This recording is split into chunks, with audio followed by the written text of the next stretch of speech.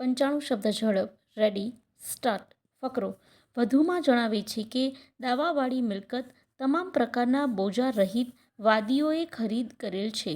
દાવાવાળી મિલકતના વેચાણ કરવાથી જે રકમ વસૂલ આવેલી છે તે સદર મિલકતના ગીરો રાખનાર તથા પ્રથમ charge holder bank of India મેળવવા હકદાર હતા અને તેથી કોર્ટ રિસીવરે ચૂકતે અવેજના નાણાં 32,14,000 બેંક ઓફ ઇન્ડિયાને ચૂકવી આપેલ છે.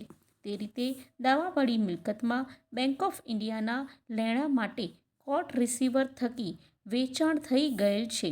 તેથી પ્રતિવાદી નંબર 3 થી 6 કે તેમના અન્ય કોઈ લેણદાર કરજદારનો સદર દાવાવાળી મિલકતમાં કોઈ પણ જાતનો લાગ, હક, હિસ્સો રહેતો નથી. ફકરો વધુમાં જણાવે છે કે પ્રતિવાદી નંબર 1નાએ દાવાવાળી મિલકત ઉપર એક નોટિસ ચોંટાડેલ, જેમાં પ્રતિવાદી નંબર 3 થી 5 સામે પ્રતિવાદી નંબર 1 તથા 2ની વસૂલાતની કાર્યવાહી કરવા માંગે છે અને તે વસૂલાત માટે દાવાવાળી મિલકત પ્રતિવાદી નંબર 1 તથા 2 તારીખ 19/8/1999ના રોજ હરાજીથી વેચવા માંગે છે તેમ દર્શાવેલ છે. સદર દાવાવાળી બેંક ઓફ ઇન્ડિયાના લેણા માટે કોર્ટ થકી વેચાણ કરવામાં આવેલ છે અને વાદીઓ મિલકતના માલિક કબજેદાર છે. પ્રતિવાદી નંબર 3 થી 6નાએ કોઈ હક, હિસ્સો રહેતો ન હોય. પ્રતિવાદી નંબર 3 થી 5 સામે લેણી વસૂલાત સામે પ્રતિવાદી નંબર 1 તથા 2 દાવાવાળી મિલકત વેચાવી શકે નહીં કે હરાજી કરાવી શકે નહીં. આથી વાદીઓએ પ્રતિવાદી નંબર 1 તથા પ્રતિવાદી નંબર 2નાને રૂબરૂ મળી પ્રતિવાદી નંબર 1 પાસે સત્તા હોય તેનો પ્રતિવાદી નંબર 1 દુરુપયોગ કરવા માંગે છે અને બિનઅધિકૃત રીતે કાયદો હાથમાં લઈ પ્રતિવાદી નંબર 1 તથા 2 હરાજી કરવા તત્પર છે. આથી વાદીએ દાવો કરેલ છે.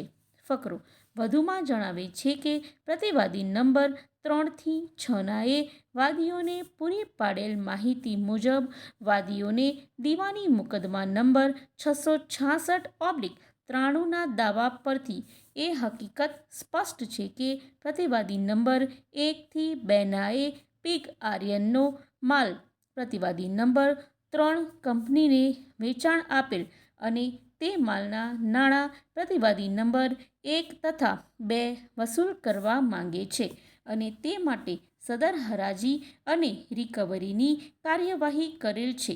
પ્રતિવાદી નંબર 1 તથા 2ના મજકૂર કલમ સામે પ્રતિવાદી નંબર 1નાએ કોઈ મિલકત ગીરો આપવામાં આવેલ નથી કે જામીનગીરી કે સિક્યોરિટી આપવામાં આવેલ નથી.